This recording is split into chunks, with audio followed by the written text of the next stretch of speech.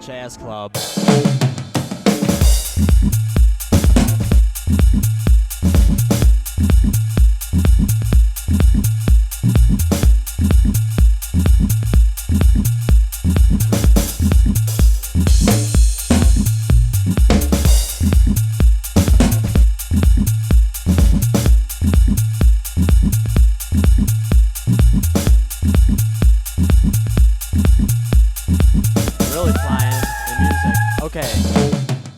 Hey there, everyone.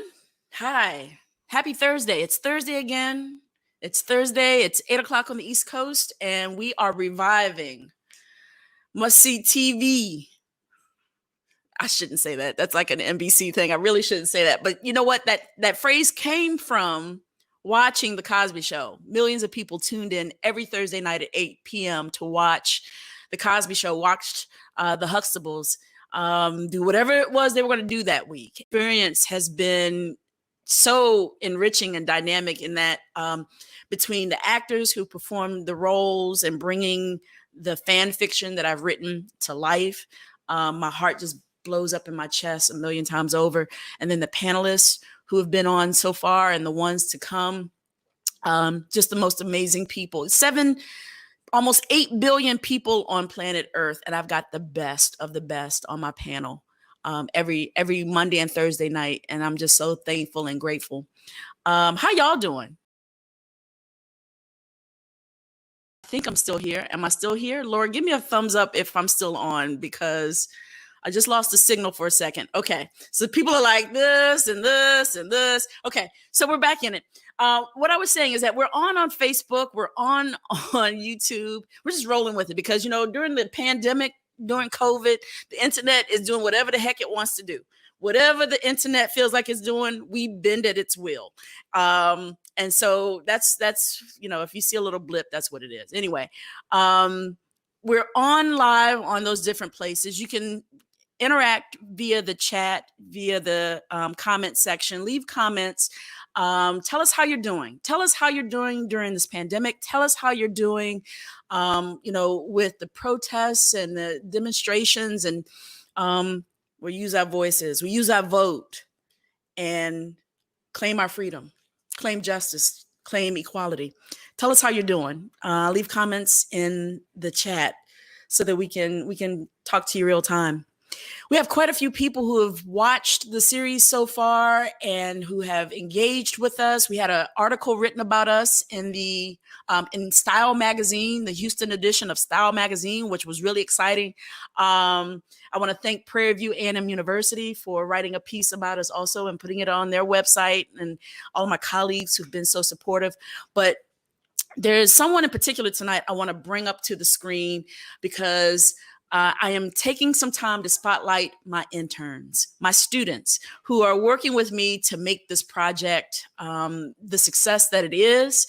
And, you know, on Monday, we put a spotlight on Laura Burks, who is running the show from behind the scenes. Tonight, I want to put a spotlight on Amarachi Ede. Amarachi is she's a junior rising senior at Prairie View, I believe. I think when she comes on, she's going to tell us what her classification is.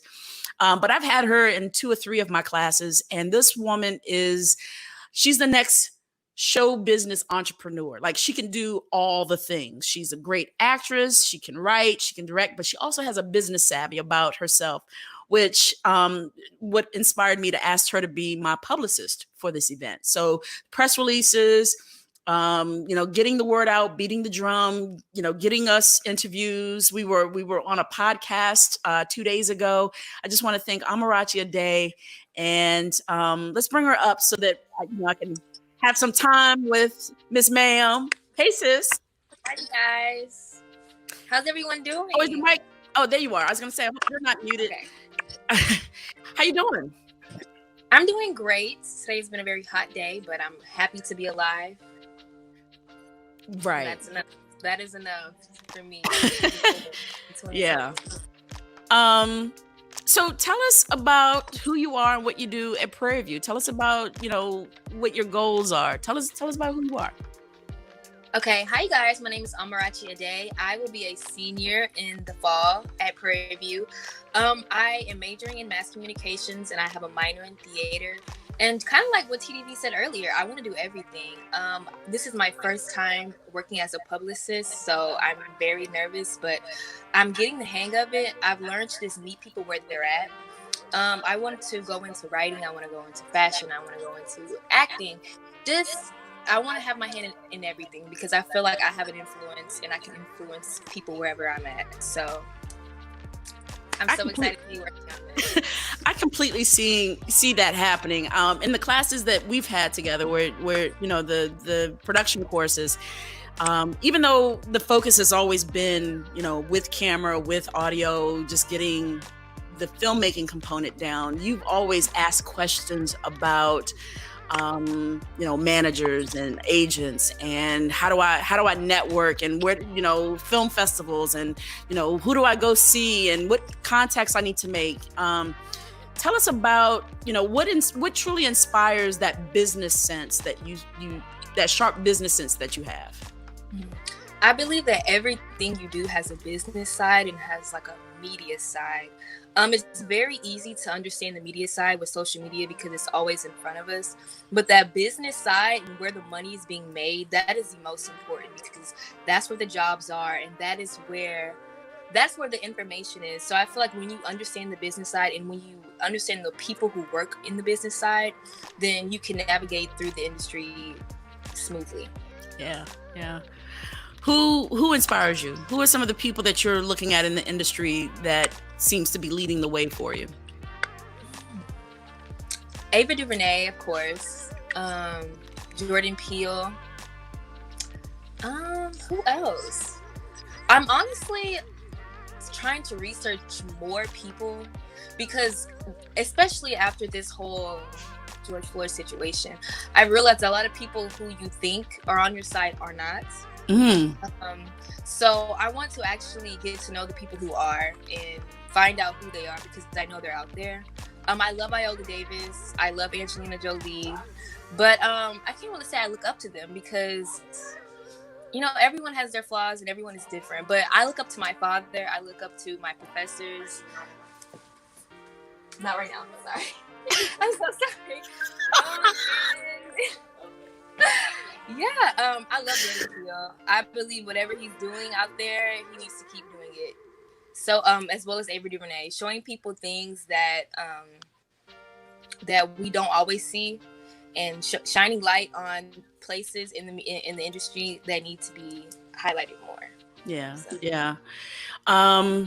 Well, I appreciate you, and I've been watching your work for a good long while. I think we've been working together for a good year now, and you definitely give me some Issa Rae vibes also. I love Issa too. I forgot to ask. Yeah, you definitely give me that sort of, I'm going to make some stuff happen by any means necessary. I'm going to grab this, I'm going to grab that, and we're going to go make a movie. I love how you just turned your head and just, checked whoever came in the room just now. That definitely had a boss kind of texture to you. Were like, because I was like, is he serious? How you know? Well, thank you for coming on for a little bit tonight. I just appreciate you. I just want to shine a little light on you. And those of you who are out there watching or will watch later, if you're not watching live, this young lady is about to graduate in a smooth year. And if you need someone who's business savvy, but also has a great eye for the art, Amarachi's your girl. All right. Thank you, sis. I appreciate you. Thank you. No problem. Now get away. Go get some work done. I'm just kidding. All right. So, tonight, we're reading a really interesting chapter. So far in the series, when asked the question, who's your favorite Huxtable and which Huxtable are you most like? Vanessa came up quite a bit for various reasons. Many of us, I mentioned Issa Rae because of her Awkward Black Girl series that launched her career. Vanessa was the first awkward Black girl in popular culture and television, as far as I'm concerned. And that, here's this person that kind of lived in the in-between. And on the first night of the show, of our series, Darnell Walker, when asked the question, he said the character he most favored was Vanessa because he felt like she needed love. And even though we fell out laughing and thought it was humorous to think about Vanessa in that way. It does. When you think about the Cosby Show and you go back and you watch older episodes, you see someone who was struggling to find her way in, whether it was, pleading for a family dog in the early series, in the early episodes, the early seasons, to figuring out what her fashion was, to dating boys, to and always being a step behind or in the shadow of her older siblings. So tonight, the chapter we're going to read, really probably more so than most characters, is a wide left departure from what we expect, but probably not too terribly void of Vanessa-isms, in the sense that I wanted to give her a platform and a voice that was rich and hopefully deep and fulfilling for Vanessa. Clinging to the dry towel after all the dishes have been washed, Vanessa is standing in the kitchen, waiting to speak to her mother alone. All the siblings have taken a room to clean and replace now that the repast is over. The last of the guests have made their way home, and through the somber quiet, the Huxtables clean their home together. They have stopped wondering, asking where Denise may be. They already know she's not coming back. Not surprising, but not fair, thinks Vanessa. She begins to muse aloud. Denise always managed to get out of doing chores. She charmed Dad into letting her slide. She slid through most things in life. Chores, school, jobs, marriage, motherhood. They all thought marrying Martin and raising Olivia would give Denise reason enough to be a responsible adult. Why am I talking about Denise?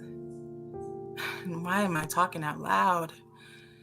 Vanessa looks around the kitchen, back down the back hallway to the dining room and up the back stairways to make sure no one heard her. Thankfully, no one was in earshot of Vanessa, which was rare in this house.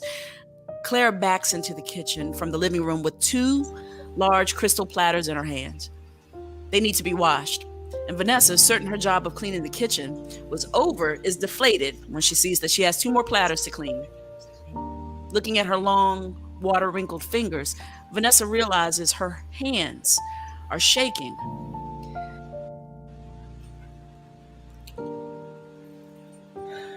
This was your father and my first set of china. And no, I'll not be setting them down into your shaking hands. Vanessa, what's wrong? Oh, it's nothing, Mom. Just a little jittery. Might be too much caffeine or something of that sort. It's nothing of that sort. You've been drinking black coffee since Baltimore and the days of the wretched. Mom, why again with the wretched? Oh, because it's fun. It's big fun. My child, are you okay? No. Mom, Dad's gone, and I don't know how to... I know. It's okay. It's okay. Your father was ready. Even though we were not. He was tired. He was weak. I mean, the strongest man that I'd ever known, that I'd ever loved. But he had grown weak. He was ready, even if we were not. And we have to be thankful that he was even given to us. Clair swallows back tears to appear strong for the delicate Vanessa. Vanessa was the most emotionally fragile of the Huxtable pack. She needs her father more than ever because he always gave an open ear. Vanessa feared her mother at times. She feared her mother's strength and that she would too have to be as strong one day. Vanessa wondered, would that day ever come? But today, she, in the embrace of her mother, misses her father. Yeah, well, Dad and I had an understanding that was never spoken. That I needed to feel beautiful, to be given care. He was mindful of my struggle to find my beauty amongst the ranks of the Huxtable women. I wasn't the oldest nor the youngest. I wasn't hip or stylish like Denise. I was intelligent, but I wasn't as brilliant as Sandra. My chestnut hue wasn't compared to Denise or Sandra. And my natural hair was like a sculpture. It wasn't bouncy or flowy like Rudy's. I was just Vanessa. Hell, I couldn't even be the middle child because that distinction belonged to Theo. And though I was the middle of all the girls, I existed in a dullness that only my father found special. Dad saw me as a prize a man should earn. From Robert to Dabness and all the men in between, he contested their interest in me by interrogating them or sizing them up in ways that none of the other girls' boyfriends had to endure. I felt honored by my father. I felt loved and protected by my father. And no man was worthy of me if he couldn't honor me in all of the ways that Daddy saw special in me. Yes, my hands are shaking. Can we go somewhere more private to talk?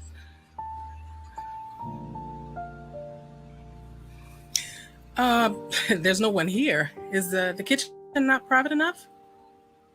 Actually, no. It's an important legal matter, and I'd feel more comfortable talking in your office. But you know what? It's fine. It could probably wait. In fact, it should wait. Not now, not today. It can wait. Well, can it wait? Yeah. I mean, I guess. Yes, it can wait. No, it cannot wait. I can see that it can't wait. Vanessa, what's wrong? Mom, please. Vanessa, I can't do this all night. In fact, I can't do this at all right now. Now, you're going to have to talk to me, or not. But now.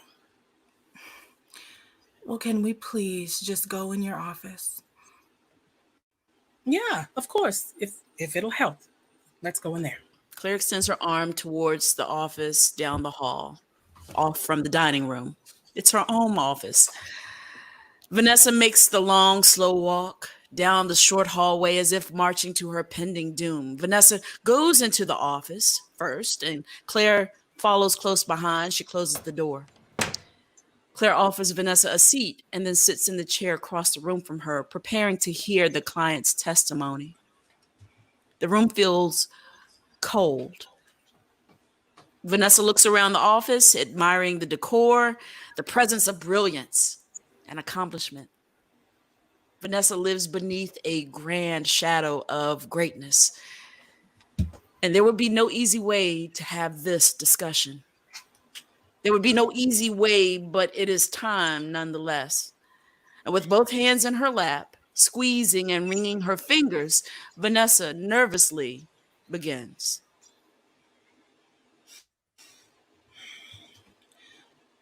Okay. Okay. Vanessa. Okay, just wait. Wait. Okay. Mom, I need your legal counsel, and I need your womanly advice. Okay, I'm listening.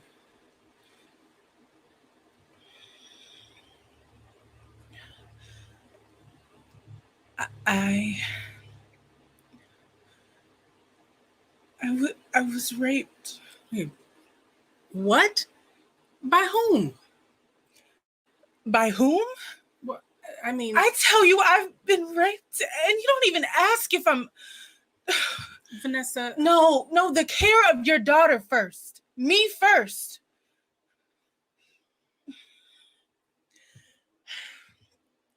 Look, y'all, I know my mother means well. For Claire, being a lawyer isn't simply a trade, but it's her coping mechanism.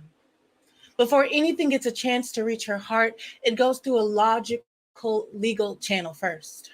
And I was prepared for that. I mean, Dad would have asked me, "Are you okay?" first. That was his care for me. And to expect that sensitivity from my mother was unfounded because it was unfamiliar. Okay, I'm sorry. Of course. Are you okay? No, I was raped. Tell me. Talk to me. I'm listening.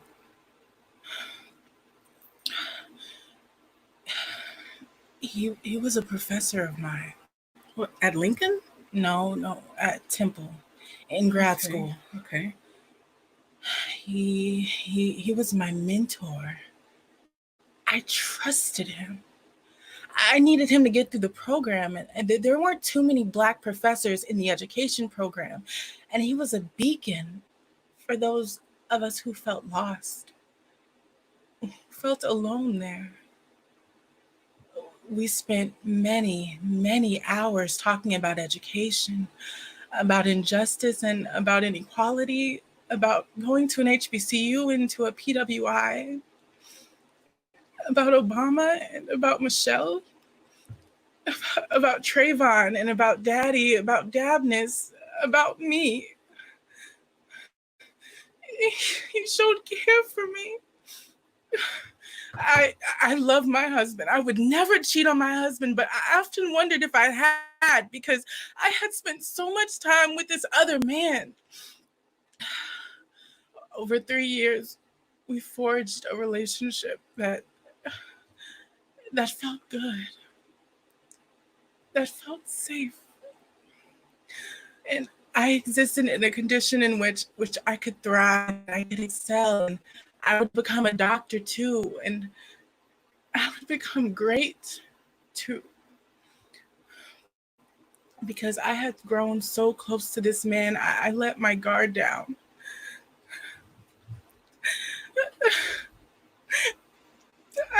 I entrusted my care to him.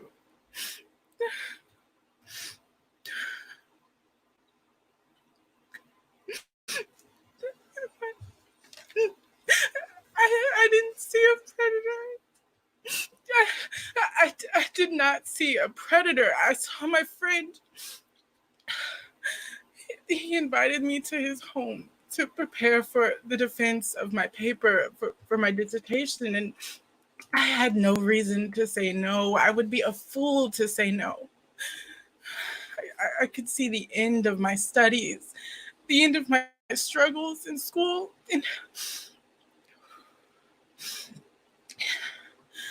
and I could see his care in getting me to the finish.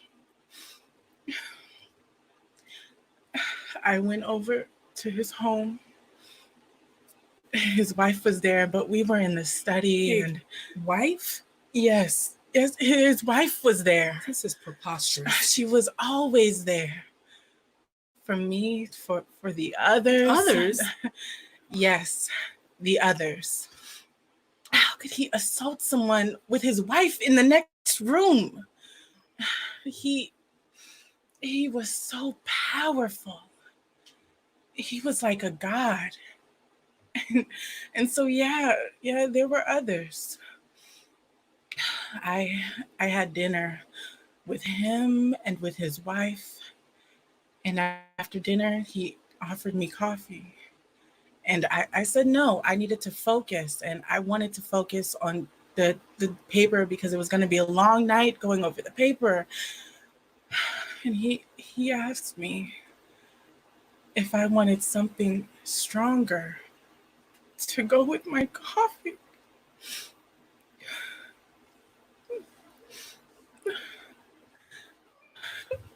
Mama, I can't say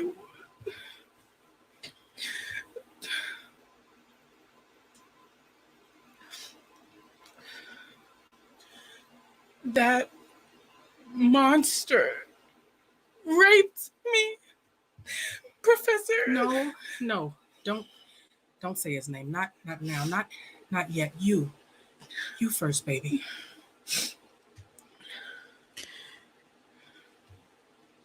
Vanessa breaks down and slumps forward in her chair.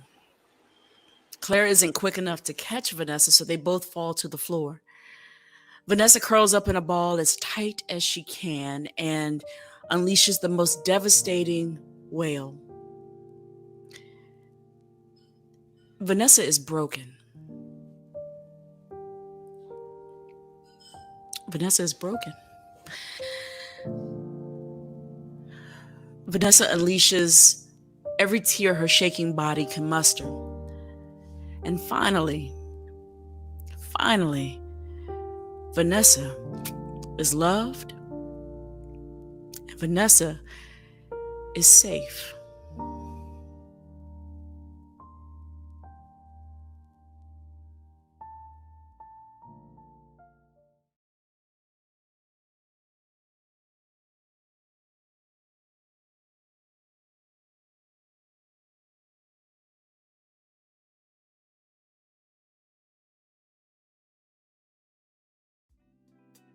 We're going to go into our panel discussion entitled Me Too, Surviving Sexual Assault. Imani is the founder and CEO of Empowered Squared Incorporated, a personal transformation company based in Atlanta. She holds a BA in psychology, an MA in counseling psychology, and is pursuing her doctorate in counseling psychology. In addition, she is certified in mindfulness and neuro-linguistic programming. It's funny because I just had a conversation with one of our professors about this very topic today. Imani is a superhero in the world. We also have Verta Maloney. Verta and I go way back, but not that far back, to the good times of undergrad at James Madison University. Verta, I'm going to read Verta's bio just as she wrote it, because I just love that she wrote this in such a claiming way. She said, I am Verta Maloney, and I am all love with appropriate doses of rage. That, I could probably stop right there, because that about does it. Love, a ball of love with rage. I run my own business helping individuals and organizations share their racial autobiographies and stories in order to act on and undo racism in this lifetime. It is my hope that in every encounter, Black, Indigenous, and folks of color will leave seen, heard, healed, and loved. I am Chief Community Officer and co-founder at the Gamers, because all kinds of women in gaming are dope, and there's no truer statement. Women playing video games is kind of awesome. I am a founding team member at Civics Unplugged, because I know #the kids will lead. Bless it. The kids will lead. I'm also a national leadership facilitator for the New York City Leadership Academy, where I do more dope shit focused on anti-racism and equality. Kat Okedeyi back with us tonight. Kat is the owner of Lil So-So Productions, LLC. She produces powerful podcasts. She interviews dynamic people, both in the DMV area where she's based, but also beyond. You have to get to know this sister. I got to know her by working with her at Prince George's Community College in the DMV, in the DC area. She also teaches at Bowie State, and her tentacles are just far-reaching and healing. And we also have Tiffany Flowers back with us tonight. She joined us on Monday evening, and she is here with us again, this activist, leader, and grower of amazing produce in Connecticut with her father and her husband and her tribe. She's based in Baltimore with the wretched, and where there's big fun. So ladies, thank you so much for being here tonight. We're going to talk about something that's never, ever easy to talk about. But before we get into that, I just want to say thank you to Dahleah and to Velicia again for that amazingly powerful read. Dahleah, tell us how it felt to read such an iconic character in Vanessa. But also this fan fiction construct where you're reading something that she never really endured in the show, but you're having to embody that experience on her behalf. Well, to be honest, I know you're going to ask this question later, but my favorite was someone else, a different sister. But as I kind of tried to understand who Vanessa was, I found a lot of bits of myself in her. And I think at first I thought I would identify with Sandra because I'm the oldest of my mom's girls. She has 7, but I'm the oldest girl. I'm like 3rd in line. So there was a lot of responsibilities and things that fell on me. I didn't often get a chance to be invisible. And I think that, I guess the grass is greener because I see privilege in those moments to where Vanessa can just kind of do her own thing. No one's expecting anything of her, demanding anything of her. She can just find out who she is kind of on the side. Whereas when you're the oldest, you don't get that privilege. All Sure. eyes are on you. Your mistakes are broadcast. Yeah. Everyone has to look at what you did and make sure they don't do the same thing. Yeah. So I felt good. I liked exploring the side of Vanessa that I wasn't familiar with. Sure. Well, thank you for lending your voice to her, and you did a thing, girl. You did a thing. And yes, those who are wondering, Velicia is in fact her mom. We did a little magic there where she got up and went to. We're so excited about that. But yeah, thank you so much for being a part of this. Verta, tell us how you're feeling tonight. How are things going for you up there in New York? I'm feeling all the things, embracing and accepting all of the emotions. I basically am telling everyone I feel like I am in an episode, I think we might have talked about this, right? Either of Twilight Zone or Black Mirror, where I woke up one day and everybody was about what I've been about since I've been about it. And so it's intense. Yeah. Yeah. I can't imagine, Houston, being the 3rd largest city in the U.S. We've been kind of operating under the radar in terms of the whole COVID pandemic and whatnot. And of course, with bringing the funeral of George Floyd here, the camera has been, the light has been, shown more definitively on Houston. But you there in New York, it just seems like we're constantly hearing about how tested you all are there, and we hold you in light and love there. And also just say that we are, while there's a lot going on, we're also good. So we're having that space of feeling our joy and embracing those things and being a part of the surprising while being at the end. Yeah. Imani, you're in Atlanta right now, yes? How are you doing in Georgia? Okay, so I'm vacillating between rage, anguish, and love, and really at all times trying to find good balance of all of them. Yeah, and so I'm here doing the thing, and really just trying to be a student of some of the things I teach around self-care. So that I can still be in it for others. So yeah. Excellent. Thank you so much for being here, and certainly for the work that you do in general. And let me just that reading, wow to the we. I just had to say that. Yeah. Wow to the whole we. That was amazing. Well, you know what? I'm going to put a pin in talking to the ladies from the DMV for just a second and come and stay with you for a second. What were tell us what is inspiring that?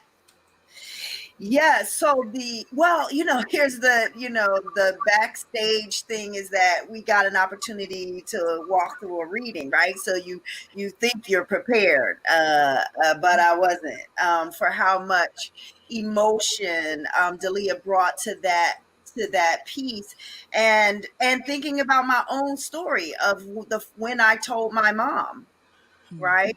And leaning into particularly the part where you talked about the fear of her mother's strength, because I had that. And so it was so palpable. And I mean, like, I've been on panels, I've been doing the work of anti-violence and against sexual violence for years. But hearing that part of it, it really reminded me, I could feel my own trauma mapping of when I told that truth. And my mom had always told me, if anybody ever touches you, I'll kill him. And I believed her.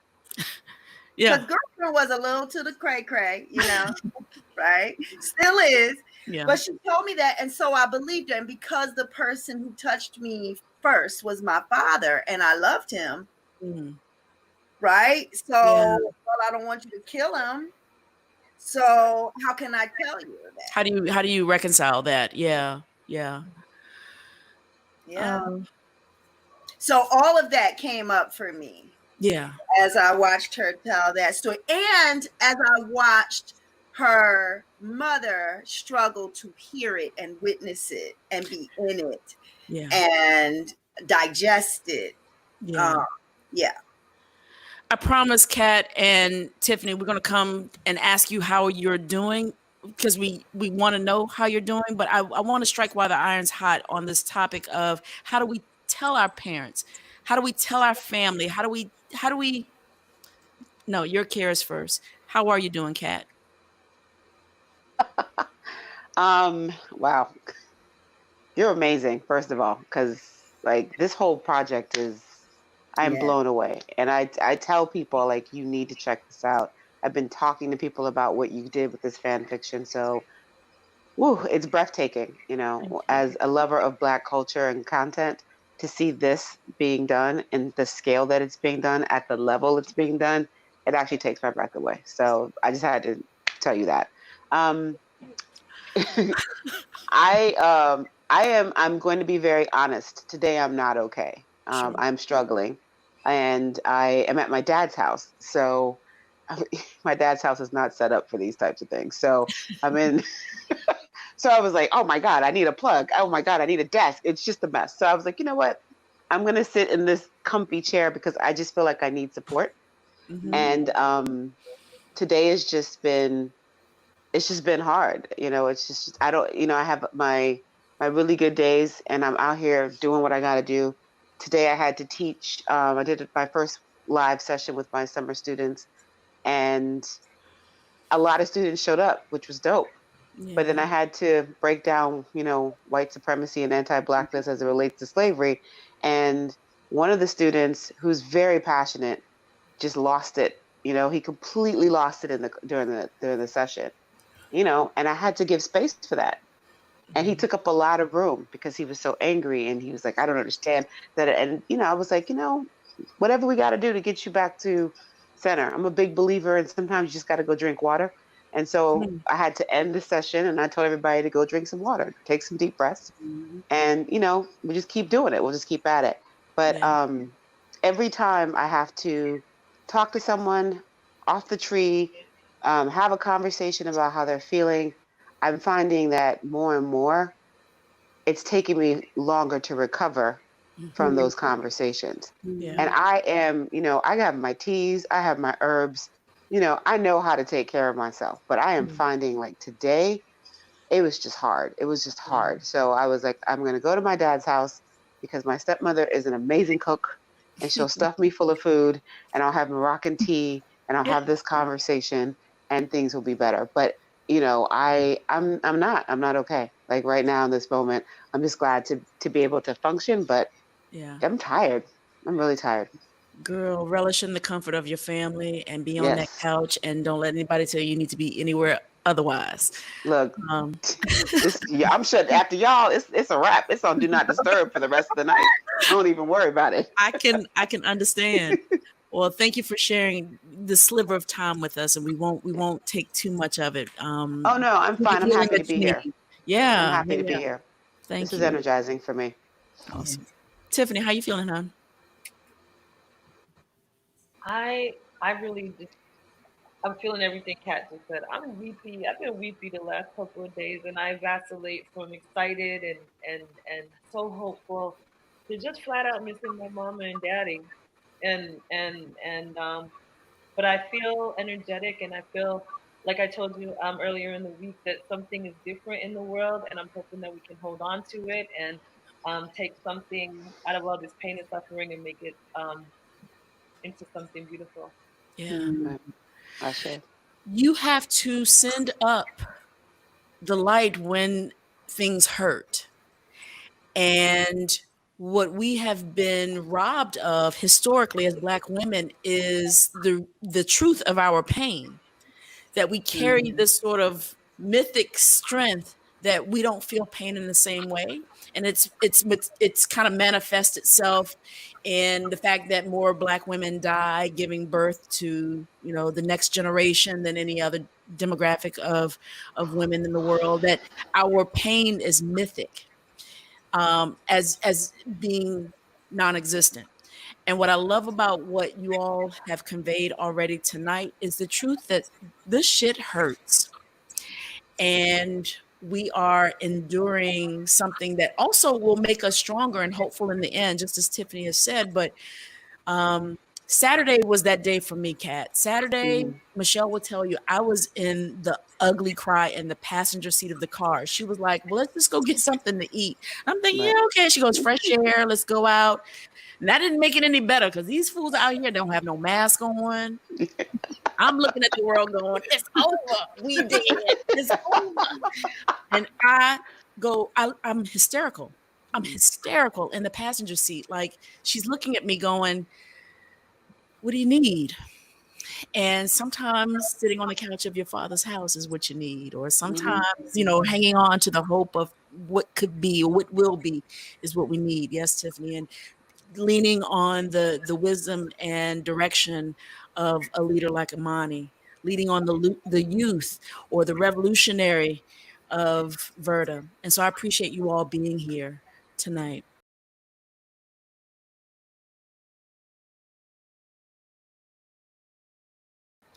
Let's talk about then. Let's get this. Let's talk about the difficulties of surviving a couple things. Number one, surviving sexual assault. Yeah. And number two, surviving the additional trauma of having to relive your trauma and having to tell someone else that you've gone through a thing. And the third trauma of them perhaps may or may not believing you or aligning themselves with you for your care. And so then you have to advocate for yourself. So tonight we're going to talk about these things in three brackets. Okay. Let's first address the reality and the history of sexual assault among women and Black women in particular. Imani said it happens in our family. Let's talk about this. You know, so there are a couple things that came up for me right away as you were just talking. And one of them is this idea that what if the boogeyman ain't so boogie, right?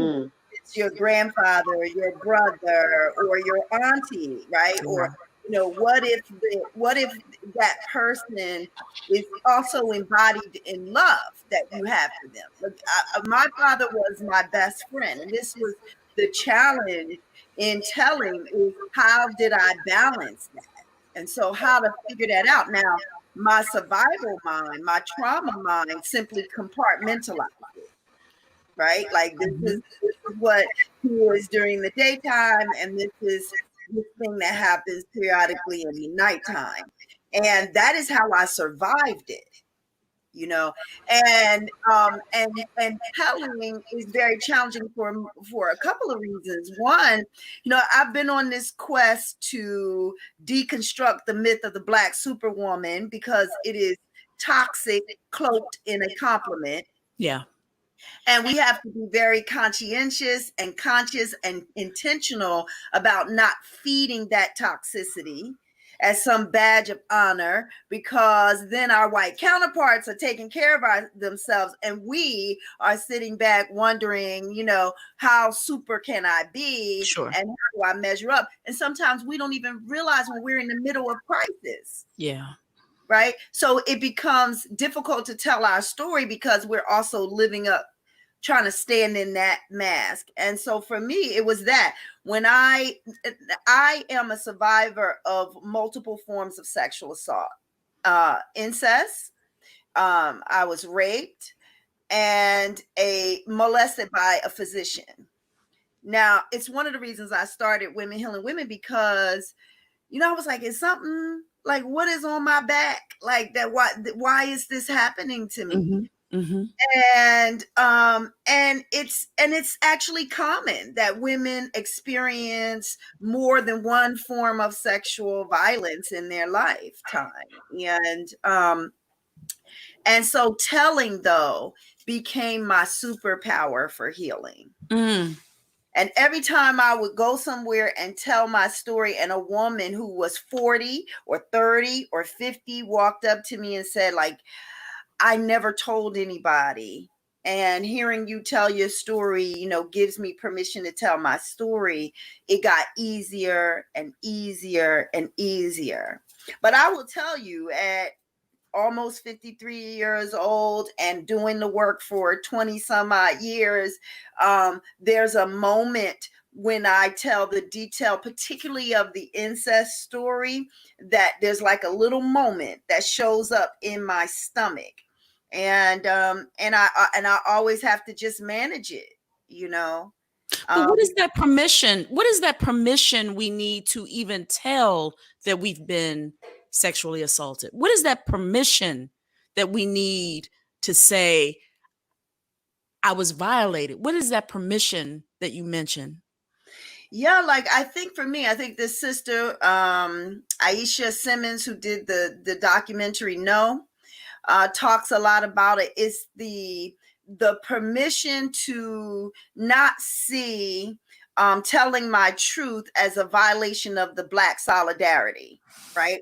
Particularly if the person that that we're talking about is a Black man or a Black person, and then it's like, I have to come out of one role to tell this truth, and I don't think we figured out that balance yet. You know, this is real, because even now, a friend and colleague of mine who went to go speak, invited at a protest to speak as a Black woman, when she started talking about women, Black women at the mic, they booed her at the protest in Atlanta. So we're still trying to find a balance. Like, how do we make room for all of the isms? I know many of you, the fellow panelists and yourself, Terésa, I have been in spaces of Black consciousness spaces as a panelist. And then as soon as I start bringing up sexism as wrapped in that conversation, or God forbid, homophobia, or start talking about heterosexism, then it's flattened, right? Yeah. So once again, I have to compartmentalize myself to survive even those conversations. And this is one of the things that just makes it hard, makes it challenging. And when we talk about sexism and carrying the guilt, and if you carry guilt, shame is sure to follow. You walk in the room with guilt, shame is sure to follow. So it's really about sort of working through the guilt of what telling means. Right? You know, it means a violation of the solidarity. This is the sort of the disease of this thinking, is the you know, what do I do with the solidarity? Who am I violating in order to do that? And then, you know, Black women, often we're so hypersexualized that's so deeply ingrained. Somewhere we start thinking, well, you know, because I came on my period when I was 10 years old. I used to, you know, get hit on by grown men at 10 years old, because I was shaped like, you know, to boom boom, right? Yeah. I didn't know what any of that was, but it was to boom boom anyway. So then it just starts feeling like, well, you know, how much of that did I cause? Sure. Okay. Tiffany, you had a visceral reaction to something she said a moment ago. What's on your mind? The thing about getting your starting your menstrual cycle when you're that young, I think, is like, I don't know, it's just, I'm hoping, I'm not a mother, I'm an auntie, and I'm a very intentional auntie to 4 Black girls who are mixed Black girls who range in age from 15 to 11. And I often worry so much about how far we've moved in these conversations. And because I'm a victim and I was molested when I was a child, but was somebody who really found my voice around what boundaries look like around that and in adulthood, because I didn't want to continue to be re-triggered, and I didn't want to continue to live that trauma. And that person unfortunately is related to me. And so it created the very conflicts that I'm seeing in the comment section. And so it's work, right? It's like, wow, the trauma mapping that you were talking about, it's like I know why I get these feelings when it's time for a gathering, when I have to go to a funeral, when like I had done the work so much, as you said, of separating those two things out. That when I was able to put those two things together and realize that maybe being around some people will never serve me again in my life. It was hard work in the beginning, but it gets easier every day. So I understand, and it lives so deeply inside of me, and it's caused me and other people, I think, to make some really tough decisions. But at the end, I feel safer and better and clearer and much more clear about the damage that caused over the years, and then all the working and unlearning that I had to do. But all of that was not in vain, because now I can pour all of that into the children, right? And so I become the curse breaker. I become the over giving you too much information, as opposed to some of us who didn't get half as much information as we did, So I feel you, and I want to send love to you, Imani, because I get it. Yeah. I get it. Organizations such as SARA, Sexual Assault Resource Association, based in Charlottesville, Virginia, the research shows that every 7 seconds a woman is assaulted in this country alone. Kat, what space do we hold then for young women in the educational forum? We're both in the classroom. We're seeing young people on a daily basis. What space shall we hold, if any? Is it our place, or do we maintain that thing of fear, the permission of giving safe space when young women, when girls communicate that they need help in this respect? So I am I believe that my soul contract requires me to be where I am right now teaching. I teach at PG Community College. I love it. I feel like I'm supposed to be that lighthouse, particularly for young Black girls. Quick story. I used to have this project where you had to, in my literature class, it was like a second year composition, you had to, we would spend most of the semester looking at poetry and short stories and plays. And then for your final presentation, you had to create a collection of poetry or a short story, and you would present to the class. There was this one particular young sister, beautiful chocolate sister, and she always seemed a little disconnected from everything. She seemed a little spacey, if I'm honest. And she had this hairstyle where she wore her hair in a top knot. But it was the way it was done, it almost seemed ritualistic, and I didn't understand why. And so I would find that every once in a while, some of the young men in the class would make like snide remarks and try to tease her about her hair. And if I overheard, I'd be like, "You need not here. You need to know." Yeah. And whenever I felt like she was being like ignored or people, because she was just different.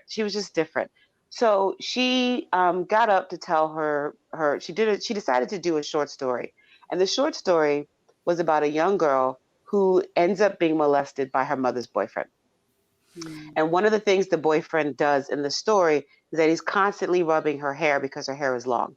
And so she talks about, after the first time it happens, she decides to put her hair up so that if her hair is up, maybe he won't touch her again. Right.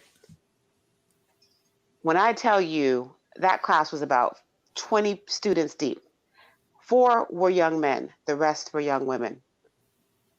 Like a set of dominoes, all the young women start crying. Oh, yeah. And then immediately, back right after each other, get up and leave. Yeah. She's crying at the podium, and then they all immediately, one by one, get up and leave and go to the bathroom because they're just heartbroken. The young men, and I'm thinking 18, 20 most, are stunned. They don't know what to say. They are in shock. Wow. And I said, I want you to give thanks for being able to witness and hold space for this young woman. And from now on, I want you to think about this every time you think you want to say something smart out your mouth about whatever woman you see. And now I'm going to ask you to leave because I got to take care of these girls. Right. And they were like, yes, ma'am. is there anything we can do? I was like, just be better men. And so just be better men. So they got up and left. I had to go into the bathroom. All of the young girls are crying, and I'm talking sobbing. And I have to corral all of them, corral them back into the classroom, close the door, and let them cry. Mm. And I had to sit there, and once everybody calmed down, I said, what's going on? And it turned into a group therapy session. I had not planned for that to happen. I was so incredibly proud of that young sister because she didn't have to tell her story. And I told her, it's like, you entrusted us with something that was really important. She had never told anyone outside of her mother. She had told her mother believed her. The man was immediately arrested. So I was thankful for that. Yeah. I had another student who, bubbly, full of joy, one semester just disappeared. She shows back up. I'm like, where have you been? You know, what's going on? She was raped by her stepfather and she got pregnant. Mm-hmm. And I'm looking at her like, wow, what do you need? Like, what can I do? And so for me, I don't believe that I have to, because I have colleagues who feel like they have to put on this professional thing. I don't do all that. Like, Yeah. I am there to make sure that if as the lighthouse, if you pass my way and I shine my light on you and you need help, I'm going to give it to you. Yeah. I have given students money. I have sat down and talked them off of trees. Like, they tell me they were going to kill themselves and we have to have a conversation. And there's so many young girls who are fragmented, because I don't want to use the word broken. They're fragmented. And they're fragmented because they have terrible things have happened to them. Yeah. And they go into the classroom and the classroom is not necessarily the space that you're supposed to be getting that loving mother attention, but they need it. I've had students that are really having mental breaks, but because of the way they show up, everyone thinks they're just off and crazy. Yeah. And I have to run that fine line between letting a Black girl be free and, letting her make those mistakes and trying not to tamp down on that magic, because I know that right now she's being seen as crazy when really what I see is someone who needs to let off steam. Yeah. And so I think it's absolutely, for me, I take on that I don't see it as a burden. I see it as part of my duty. I know there are plenty of teachers who are like, you do too much. I can't believe you spent all that time. But I'm like, you know what? If it keeps you off the bridge, then I'm here for it. Right. And oftentimes they're not getting what they need. Their mothers are busy. Their fathers are busy. Oftentimes they're the oldest. And so they're expected to take care of everyone else and nobody checks on them. I'm an oldest child, so I know what it's like to have that kind of responsibility. So I am often quite thankful that I get to be in that space to catch them, because some people they don't know what it feels to have a soft landing. Yeah. And so if I can do that in that moment, then I'm happy to do that. But it's not easy work. I'm honored to do it, but I do think we have a responsibility, particularly those of us and Black women who are in these higher institutions of learning, because these institutions are not kind to our children, regardless. They're just not. And they tend to treat the young men, they're so in awe of them because they don't expect young Black men to be articulate, that if they string sentences together, they're getting pats on the back. Meanwhile, these young Black girls are being vilified because they're too powerful. They're too magical. Yeah. And so I go in with my bindis and my locks and my caftans, and I let them know, like, this one here, I got you. Whatever you need, I got you. And that's how we do it, because no one's going to save these girls but us. Like real talk. Ain't nobody coming to save these Black girls. And so if we don't do it, they'll be lost. Verta, the work that you do speaks to that most directly. What is the work that we can lend ourselves to, in addition to what Kat is saying, in addition to the healing work that Imani and Tiffany has alluded to? What is the activism work that we could be leaning ourselves towards for our young girls? The first thing is decolonizing our minds and not accepting this generational experience. Because to hear Kat talk about how many young girls, young women were sobbing because they had some similar experience is not okay. and that it's not just in higher education, right? So as someone who worked in elementary and middle schools, there are those young souls that don't know that the initial question was about like that moment when you tell. And I think it's about, will the telling even matter? Will anyone listen to you, right? So I don't have the therapy background, more from an education space and just the activism, but I think that we have to, just as we are asking, and so being on this panel with all of these amazing Black spirits is really healing for me. This is a very painful topic, but spending so much of my day around white people right now is like a lot, right? Yeah. And what it means that in this space, we have to start to be really honest with each other and in our community about what is going on. And we have to, as we are asking and demanding that white folks do their work around racism and anti-racism, we as a community have to think about the internalized racial inferiority, internalized racial effects of racism in our system. We have to name it. We have to be honest about it because it shows up. And to what Kat's saying, we as Black women, we sit at this space of, it's like this intersection, the intersectionality, which is about us. So everyone wants to use it right now, but if we were to go back to Crenshaw's work, that's about us. Amen. But if we think about that aspect, like we sit in this place, but the thing is that it's also what is killing us. Because we can only hold so much, right? We can hold a lot, but we can only hold so much. And so I think what you said about just men being better men, that I don't know how everyone identifies. My pronouns are she, her in this call and on this panel. However, we need to speak about our LGBTQ plus community within and how this impacts them, and that this work of liberation is not just about one man, one Black man, right? It is about all of us getting free.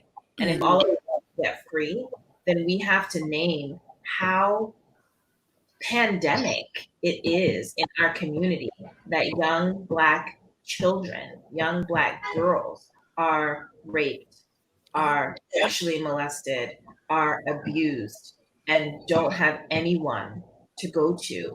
And the thing that really moved me in that performance, so seeing it, right, like 1.5, because I had to leave abruptly, and then we did a couple rehearsals, but this time, like, I was crying because I actually was like feeling a kind of way about Claire's like not being in that moment, like, and it's this disassociation that I would imagine that a mom is doing, because what the fuck? I'm sorry, I'm dropping the first F-bomb, but like, what just happened? And so yeah, I think that while all of this is going on and what's happening in the country speaks very much to the fact that Black people, that anti-Blackness is real, that we have lived this extreme experience, at the same time, we have also, as a community, holistically, it's not everyone, but holistically taken on some really terrible, violent aspects of white supremacy culture.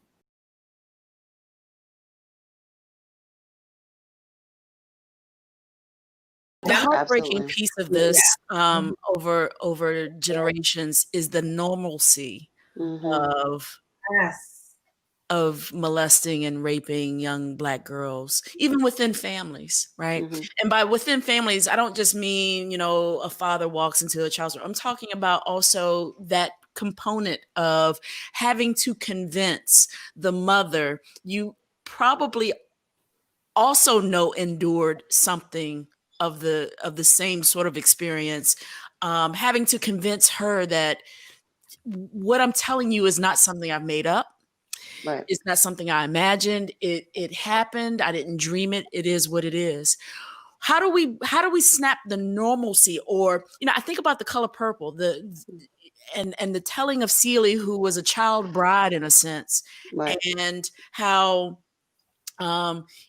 even as Alice Walker wrote the book, and as we saw in the film, how this young girl endured this this devastating life, how even today, Kat may have a student, I may have a student, Verta may have a young person in the work that she does and the activism that she does. Imani may have a patient who comes through in the work that she does, who will tell the same story.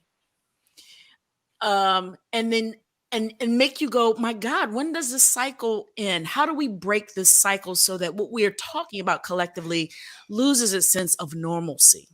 No, sorry. No, go ahead. I was going to say something Verta said was really important to me, and that is about decolonizing our minds around even all of this too. I think that we would be very surprised to learn how many Black girls have had babies by uncles and brothers and fathers, and somehow the myth is like this is a white story, and it's just not. I can tell you that. But I think as we decolonize our minds, we have to be very intentional about what we're placing back in there. I have spent a lot of my career not just holding space for women who have experienced violence, sexual violence, but also deconstructing exactly what sexual violence is, because I can't tell you how many women I've said, have you ever experienced sexual violence? And they said no. And then I start talking to her about her history, and they'll say, oh, well, I did have a boyfriend that wouldn't let me leave the house until I had sex with his friends, and he wouldn't take me home. But no, I've never experienced sexual violence. And I say I had to hold space for her. So, and then explain how that is actually violence. So we're not even sure when we're sitting in our own crisis and trauma and pain ourselves. Right. So it's two things: is teaching people how to recognize and identify their own trauma, and then teaching people how to be to be quality care witnesses of other people's pain. Because some people can't even provide care for you because they're filtering your story through their own pain narratives that they haven't even dealt with yet. Right. So then when they're trying to, and this goes across gender, right? Sometimes you're thinking that the best support you're going to get is from a woman, and it may not be. Yeah. You know, Right. she may be numb. And then this is how I came into mindfulness practice, because I spent so many years out of my body. I've watched women, because the consequences of sexual violence, last well beyond the actual acts. And one of the things it attempts to steal from us is our connection with our body. And so mindfulness for me is about healing the part of sexual violence that takes you away from that center. And as long as you're out of your body and living in that way, it's really challenging to heal that trauma. Yeah. Right. You're falling in love. You think you're falling in love, and really what you're doing is trauma bonding with someone else who hasn't done their trauma bonding. My God, what are you saying? Okay. Right. And you thought that was love. Because why? Because it gave you the tinglies. But the reason it's giving you the tinglies is because it's awakening your parasympathetic nervous system. And so you all lit up. And you think that's love or attraction. And really it's just your body remembering pain. And then it's connected to their pain, and then here we go, right? So it's all these things. It attempts to steal from us. In Women Healing Women, I used to say violence is an experience, not an identity. And part of the reason of starting Women Healing Women is because I looked around as a survivor, trying to find a place that wasn't trying to make me a victim, keep me a victim, but really help me figure out how to restore power for myself. Yeah. Not walk in fear. That how to walk down the street. If I see a group of brothers walking down the street, I'm walking down the street and I see a group of brothers, I would be in fear. I'm like, okay, I got to cross the street. That should not be. Right. Yeah. Right. That should not be. When I am, going through the world to create safe space for myself was really part of that battle. So I think that, so many times people think they have overcome the trauma, and then I'm around, and I'm gonna tell you, I've been doing this so long, the surface cues, what we call surface cues of sexual violence, are so palpable to me. I could like get in a room with about 50 there it is, right? Because it's all these subconscious ways that it's coming to the surface. Yeah. What's interesting is that the two things that come up for me in trying to sort of to add to this amazing gumbo that is being created tonight is that, one, as Black people, like I love what Verta said. I actually talked about this in a podcast. You cannot grow up in the society and not be anti-Black. You have to fight every day to push that back, especially as a Black person. I think it's embedded in the system of what America is. And so in fighting that means you're choosing to love and humanize yourself and the people around you at all times. Yeah. And that is not easy when you've been told that certain people are disposable. And I think as Black people, we got to divorce ourselves from this notion that life is inherently supposed to feel bad and be a struggle. Yeah. And so, because I think We're some the of only what happens, demographic that holds that, though. like, I want you to think, that's what I'm saying. Like, Yeah. I mean, joke time, small joke time. I had to have surgery. And when I had this surgery, my doctor was really concerned. He's like, look, I don't want you getting hooked on these Oxycontin. So take some Tylenol, unless it's really bad. I'm a Black woman. I got this. I don't need no stinking narcotics. I'm out here doing it. I sneezed one day. Right. I sneezed one day and thought I was going to die. I was like, oh my God. Yeah. I took this little white pill. Mm-hmm. These white people drugs, these white people do not suffer, y'all. Ladies and gentlemen, the white people drugs are the real Holyfield. They do not suffer. I've seen us, no, I don't want to, I'm strong, and we will suffer. We will suffer. And white people will be like, no, give me the pills. Yeah. I'll take all of the pills. And it's, and I'm being facetious to a certain extent, but what I realize is that I have always defaulted to pain as some sort of badge of honor.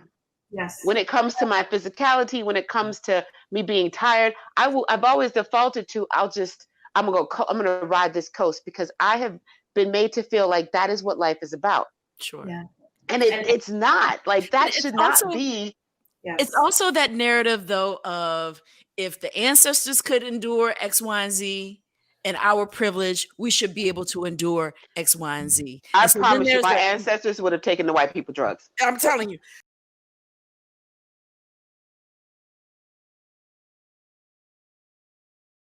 What we're talking about tonight is breaking through the cloud of shame. We can step out into the world and say, hey, you know what? This happened to me. I've endured this. I've carried this on my shoulder. I don't want to carry it anymore. I'm letting you all know who the perpetrator is. I'm letting you know where the ailment is. I'm letting you know what the pain is. I'm letting you know what the struggle is. I'm letting you know that I can't take it anymore. And I need a community. I need help, right? Mm-hmm. And then we're also saying, when I hurt, and I mean it, and I need you to hear me when I say it. Mm-hmm. Dahleah, you're just a touch younger than the rest of us here in this panel. What is the new generation? What is your generation? What are the millennials or the Generation Z? What are we making too much of this? Are we just speaking old lady talk? I mean, what's the conversation that you all who are banging on Twitter and whatnot? How do you handle trauma and telling the truth about your pain? What I really love about my generation is that there's become somewhat of a call-out culture, to where if you don't want to put up with something, you just call that person out. Like, there's no hiding it anymore. Everyone feels empowered to speak their truth, and I'm not exactly sure where that stemmed from. I don't know what it is about this generation or what happened, but I think that the Me Too movement was a good indicator that we're not going to be silent anymore. We're going to speak our trauma. We're going to call out those who have made us feel smaller or victimized us or whatever. And I don't know where that came from, but I see it even with this movement now, to where no matter what someone says, some random person, comments something on an Instagram page or Facebook, everyone's attacking that person. We're getting they're getting doxxed. I'm not going to say I support getting doxxed, but they're losing their jobs. Their phone I support it. out. Right. Their addresses are posted. Like there's no more. No, go ahead. Yeah, there's no more of this. I'm gonna hide behind and just kind of suffer in silence. I think that there's a movement to be empowered. Sure. You all are fearless. I love that about y'all. Yeah. 100%. I want to bring Velicia back on. It also means I need to take someone out of this mix out, but I want to leave Dahleah on because I do want to have I do want to have the conversation of what the experience was of approaching this material for a mother-daughter combo as we talk about communicating with our mothers or reconciling the relationships with our mothers or with our daughters or with the expectation of what it means to be in these familiar relationships and talking about trauma. Doesn't necessarily have to be sexual abuse, but in talking about trauma with each other, what is the trial or the difficulty about it, and what informed that for the two of you as you approach this material?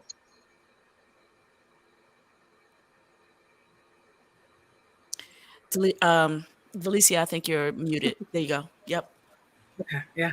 So for me, the hardest part is, am I on? Yep. Yeah. So the hardest part, Yep, I guess, is acknowledging that so much of this is generational. I think when you start peeling back these layers and you find out that a cousin or your mom or so many people have been victimized by oftentimes some of the same people. Dealing with that up front, just our own family history of, and that's what Dahleah and I were talking about. It's so hard to find someone that we don't know personally who's been touched by an issue like this. I think that speaks volumes, and we know we've moved around a lot. We've lived in Germany, we've lived in Georgia, Abu Dhabi. Everywhere we've gone, we've met people to some degree, and I thought we had it bad. And I mean, living in Abu Dhabi was an amazing experience, but when you look at culturally how these same issues and traumas have been kind of perpetuated, and you may not even speak the same language, but you speak that language. You speak the language of trauma, and for women, that's scary. That's raising daughters. That's really, and when you think you can get them away from it, you think, oh, I'll take my baby over, and they're doing the same thing to women, and we'll talk about them like a dog, like, oh, y'all over, and everybody I know is dealing with the same issue. It's hard. It's really, really hard. Yeah, I would agree. So I've never spoken on my own experiences just because I never felt strong enough. And then with this piece,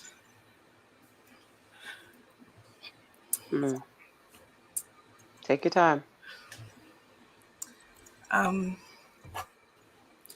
There were just, for me, a lot of parallels because I've always seen my mom as like the strongest, most intelligent and amazing person that I know. And it just felt like expressing would be disappointing to her. It was more of this is something that I did wrong. And if I confess to you, you're going to be upset with me. And in that piece, I felt the same way that Vanessa did. Like, you're so strong and you're everything and you're powerful. You just feel small. And so, yeah, it was difficult. And like those who have watched our rehearsals, they know that rehearsals did not go like this at all. I don't know where that came from. I never attached myself to the piece like I did that last time. So it just came organically, and it was difficult to get through. And that's this double-edged sword of Black motherhood, I think.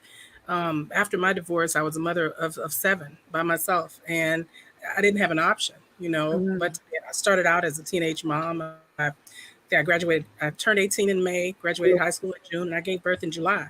And that was the story of my life.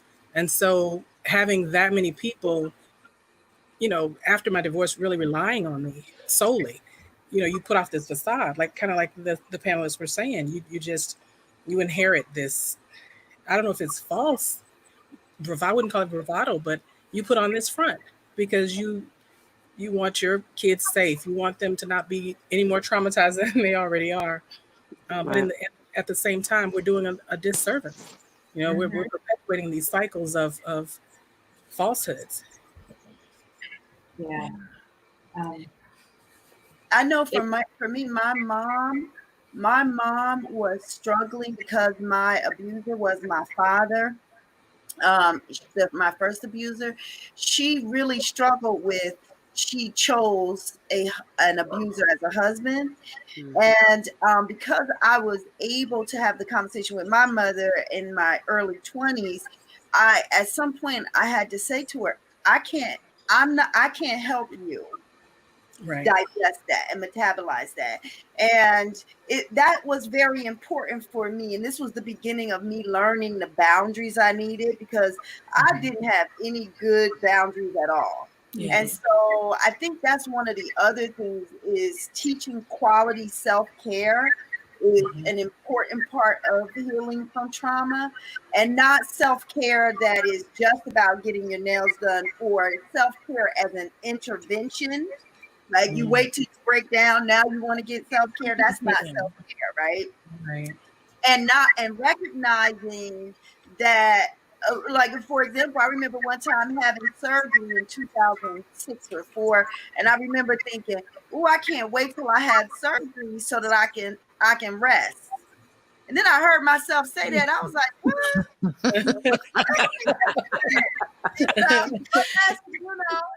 Yeah. To see our own humanity. So I think, you know, connected to what's happening in the world right now, right? Stating Black Lives Matter is about the fact that the humanity of Black people was not seen, right? At one point, we were considered property in this country. And how do you internalize that? And as a mom, how do you not feel that you have to keep it together when historically, if you're from this country, your children could have been sold, and you got to keep it together so that no of them don't get sold, right? Because if you break that, something's going to happen. And us understanding that story helps us to break the shackles, right, of this trauma. And I think that too often we want to not remember the story because it feels like, well, I don't need to think about that. That's not important, right? Like, that's not what's happening for me. And that's really important. And it is my hope that younger generations are able to break this and really to dox people and do what they need to do, because we are doing this work, right? That is us. Because I do feel like this moment right here, like the moment, you know, all of the things that are like COVID, all of it, everything shut down. I feel like this is the universe, the gods and goddesses saying, look, Black women, y'all been doing a lot. Yeah. Y'all to be good. So we need you to rest. Yeah. Right? To reset. And I think that it's intentional, and I'm hoping that younger generations are able to do what they're doing because they know and feel that maybe they can come to us, but that we're having these conversations very differently, right? And that because I'm not holding on to that anymore, right? Part of my work through therapy was acknowledging, and I did core energetic therapy. My work was like to move it, because realizing that it was just tight in my body. Yeah. How do I get it out? And how do I see myself as worthy of care, worthy of love, worthy of being believed, and just plain worthy, period. Yeah. Right? I don't do all those other things in order for my worth to be there. And and I'm not saying that it's perfect right now, right? Like, I'm still thinking about you when you just said, I think it was Imani, like, oh, I have a free minute. Like, I'm doing that. I'll be calling people and, you know, okay, we got this work to do. They're like, we need you to chill for like 3 seconds. Like, right.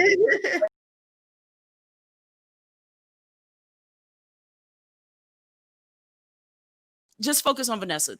For the moment, we're giving Vanessa all the love we can. And where were you in Vanessa, and where was Vanessa in you? Right. Well, Vanessa, you know, she was the darker skinned child, and I'm not darker, but I'm a little dark Black girl who liked books and liked school and was quirky. And kind of was finding her way. And so those things about her, and really trying to find others that would see the value in me, and looking for validation. Yeah, so I definitely connect with that in her character. And this performance was really brilliant, and it moved me to tears, because I think in this performance tonight, it was about, for me, that moment of sharing is when you finally do share. I think it's because you finally do feel that you're worthy of more. And you don't know what's going to happen. It's kind of like leaping into a void, but there's something in you that realizes that I'm worthy of more than what I thought. And so that just really moved me in that way. Yeah. Imani. Yes.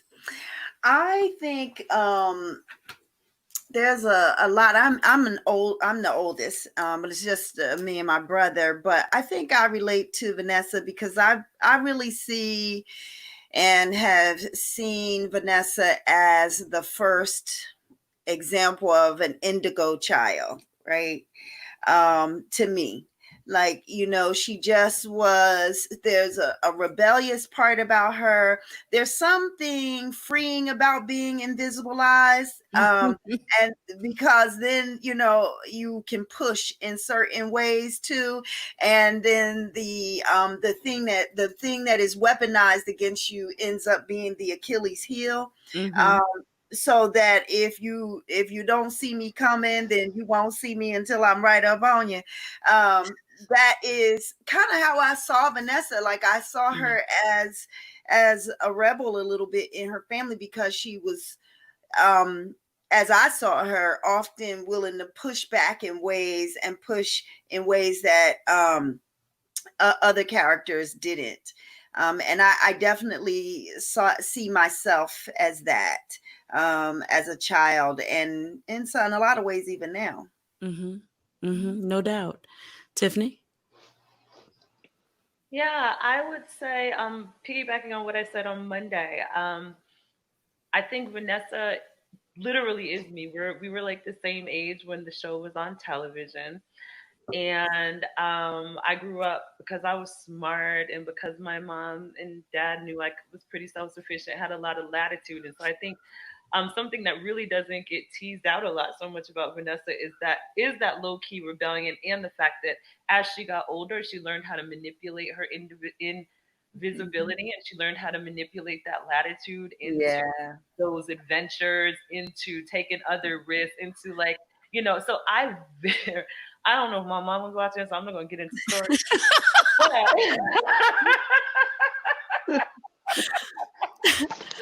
I'm going to just say, I know that life. Yeah. And I have to say, you're not the only one who has that pang of, my mama's watching, so I'm going to have to be careful what it's 42. Talk about mind control. Doesn't matter. Mama's mama is mama. Yeah. Kat?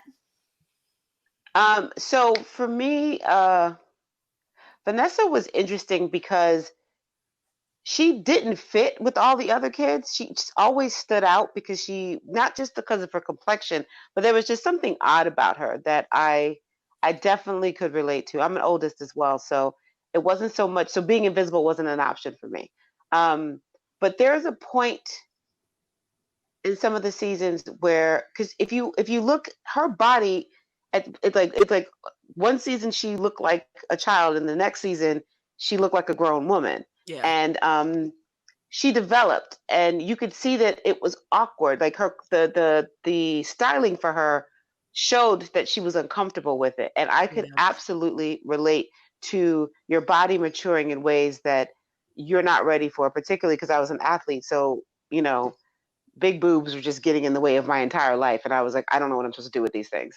And so watching her try to navigate herself in terms of her physical body, because if you think about it, she was probably stature-wise, she had the biggest stature of all the girls.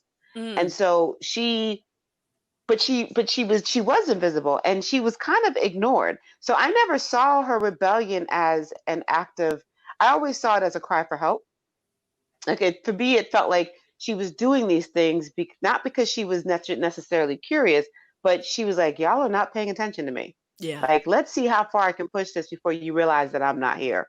And so there were ways, those are the ways that I really related.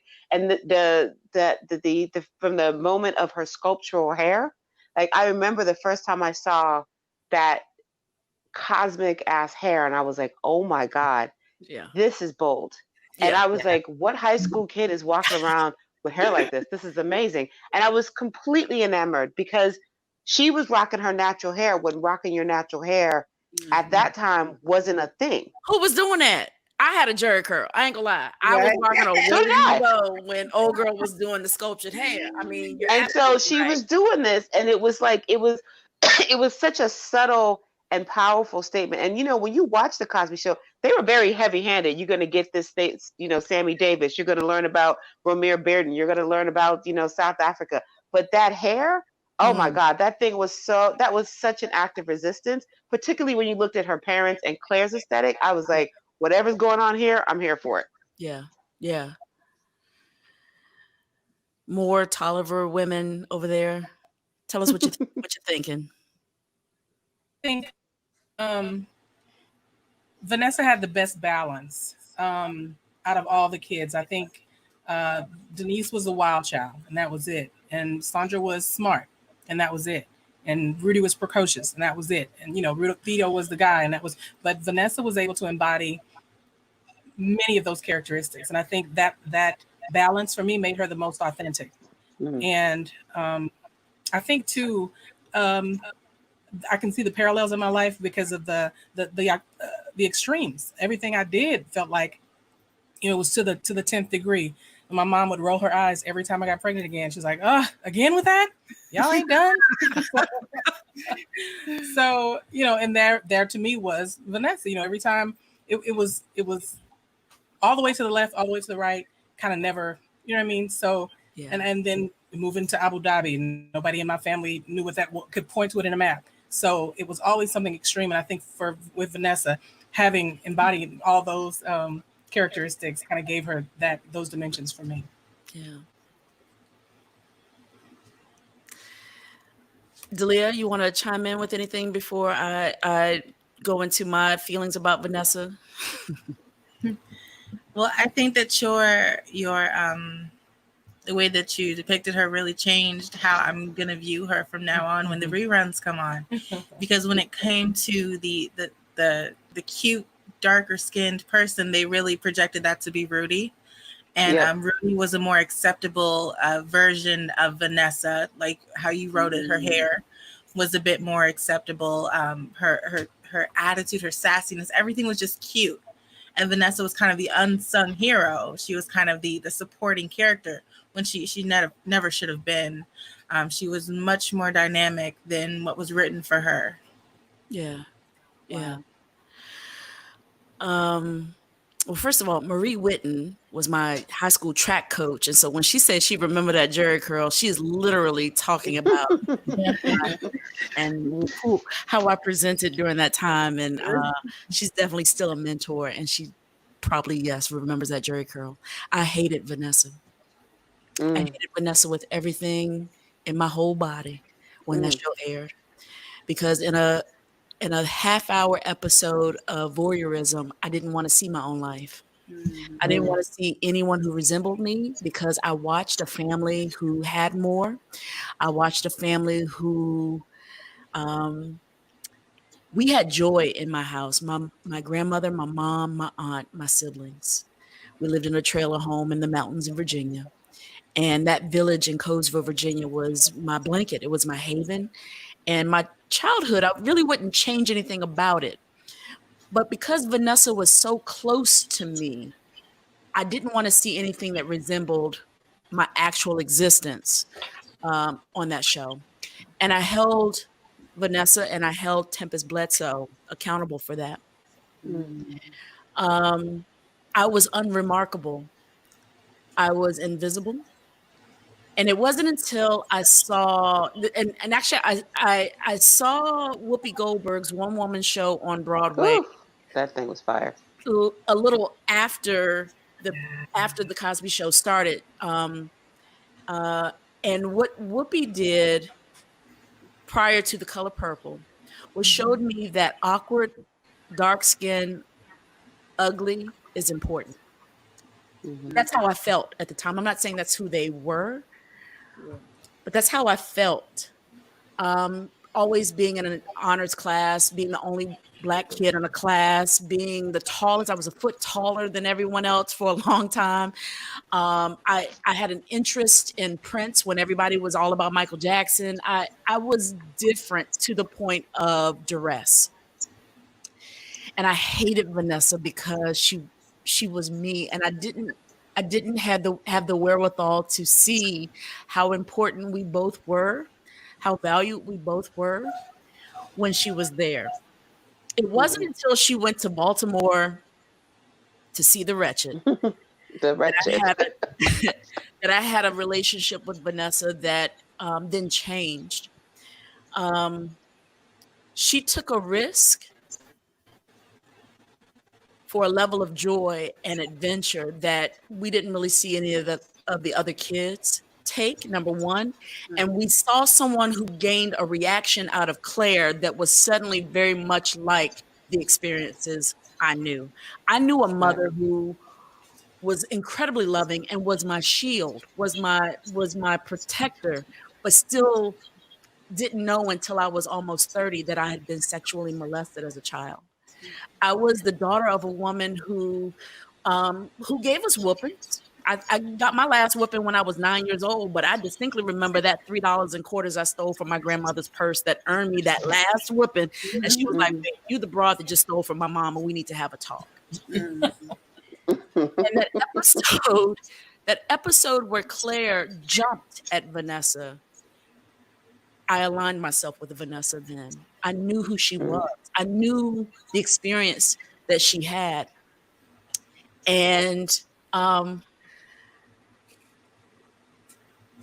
it took a long time to not be jealous of light-skinned girls or girls who were closer to the height of the boys I had crushes on in middle and high school. And so in writing this piece with Vanessa and for Vanessa, I found out that she, for me, was the strongest of the Huxtable clan, that no other character could confront Clair. When Clair read the room wrong twice, when Clair said, "Are you okay?" and Vanessa said, "No, my dad's dead." What the fuck kind of question is that? Like, are you okay? The repass of my father's funeral, you read the room wrong. No, I'm not okay. You need to me first. You need to take care of me and not always be the pillar of strength and be the strong one. And then when she said, "Well, who did it? Why is that the concern?" And then she said, "Are you okay?" And she's like, "No, I was." And so the whole point of all that was to illustrate that Vanessa reads the room in a way that no other character did.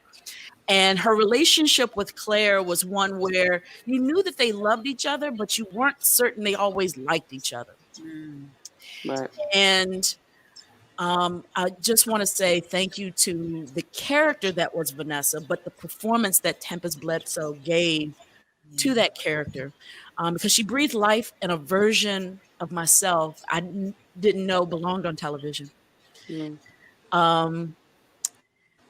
And so with that, we'll put a pin in our hearts exploding right now. I know mine feels like it's exploding. And I want to ask the women who have not been a part of the panel so far, who is your favorite Huxtable? And which Huxtable, if it's a different Huxtable, which one were you most like? Verta. So my favorite Huxtable was Theo. And I just think because he, I don't know, he just kind of was very carefree, kind of clueless, and it was a way that I wish that I could be. And what was the second question? Because I'm kind of like so caught up in the emotional. And then if it's a different character, which Huxtable are you most like, or were you most like? Definitely most like Vanessa. I was grateful for Vanessa on television because I wanted to see myself. And I'm a twin, and I'm the twin that is more questioning, right? So I'm the twin that would come downstairs for church, the child that would come downstairs in jeans and a t-shirt and say I was ready to go to church. And my mom was like, no, you're not. And I would be like, God accepts everyone just how they are. And I would do that at like 10. So I felt very akin to Vanessa. So I think that we're very similar. And I feel really grateful for this experience. I wasn't sure I wanted to do this. I was really nervous because I think this is live. This is not like, oh, I'm talking about, this is very different than just like a panel in a room where it's like these 35 or these whatever people. And I am really grateful because there are not enough spaces right now for me as a Black woman that does the work that I do to be with other Black women in solidarity, in recognition and in seeing and kind of in knowing and in decolonizing, like having this candid conversation about how we want to show up differently in the world tomorrow. Yeah. Because we're in a moment that we've never been anti-racist. We don't know. It's beautiful because we get to make it whatever we want. And so I feel really fortunate. I'm very happy. So thank you for this opportunity. Thank you, sister. Thank you. Imani, your favorite Huxtable, and if it's a different character, the one you were most like. Well, it's funny because Verta and I have a similar take. I liked Theo because he was a clown and he was interested in joy. And my family, let me tell you, everybody in my family is a comedian. Like even my grandmother, she got jokes. She had jokes for you. So I think it would be Theo at the time. However, because I grew up enduring a lot of abuse, so there was the sexual abuse, there was also physical abuse, and really violent emotional abuse.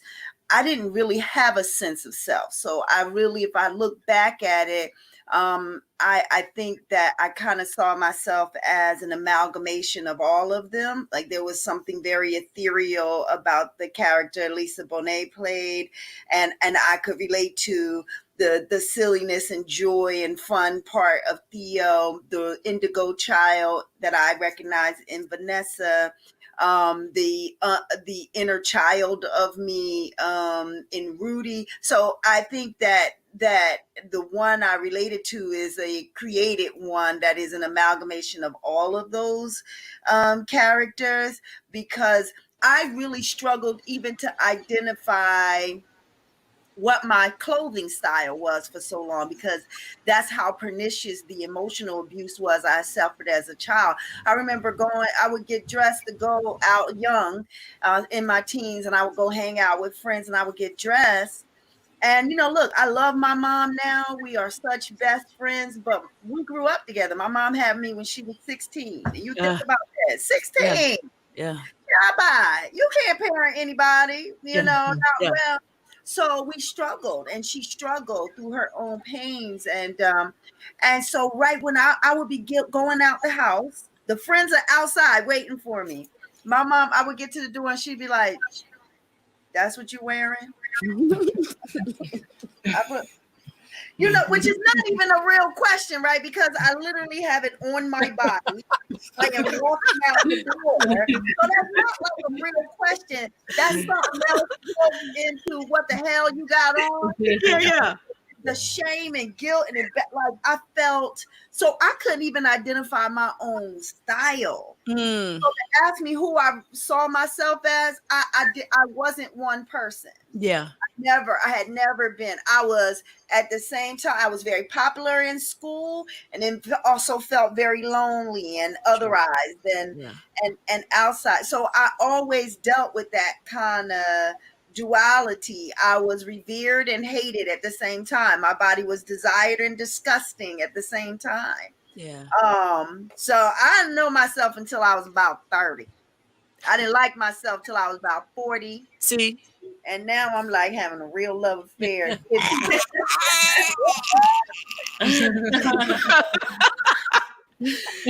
Wow. I just love Imani. Velicia, tell us who is your favorite your favorite Huxtable, and if different, who you most alike? I already did mine. You did? Yeah, I've Vanessa and Vanessa. I've always said that. That's right. I'm not switching up. Same while we still there, Dahleah. She said, "We just this is what it is." I would say mine is Denise, and I think much of that has to do with the fact that I was more into a different world, and Cosby Show was kind of like it wasn't as popular when I was young. I really didn't care, but like going to an HBCU, Howard, everyone. Like those are the types of shows that we talk about. We talk about a different world, and then movies or school days and things like that. So Denise, of course, was prominent for the first season of that. But it was also her character. Looking back on the show, she was a rebel, and she was unpredictable. And I think my mom would agree. Like the whole going to Africa, that's literally my life. Like Honduras, yeah, right. Like just waking up one day and deciding I'm gonna go leave the country, and I don't know when I'll be back. I don't know how I'm gonna get there. I'm just gonna go. And then I think Denise brought home a Jamaican guy, or she brought home some guy that was just like who does that? And I just identify with that so much. Yeah. Your mama does too. She's like, yeah. Wow. Well, we heard the answers from Kat and from Tiffany and from Velicia, apparently, which I completely forgot. If you want to know their answers, then I want you to go back and watch previous episodes of this series. It's not discounting their answers at all, but you should just go back and check them out from previous episodes and hear what these brilliant women had to say on some of the earlier topics. And then tune in again as we continue to do this series and hear from some of these same amazing people as we move forward. I want to thank everyone who was a part of this panel. I love y'all so much. Thank you for, tell you what, Laura, bring them back for just one quick second, because I want to look at them when I say thank you. Thank you for the vulnerability, for the safe space that we created tonight, not just for us in these 6 panes, but for anyone who was watching, kind of keeping an eye on the meter of how many people are watching. We had a pretty substantial group of people watching tonight and reacting and responding. We want to thank everyone who gave their stories and testimonies in the live chat.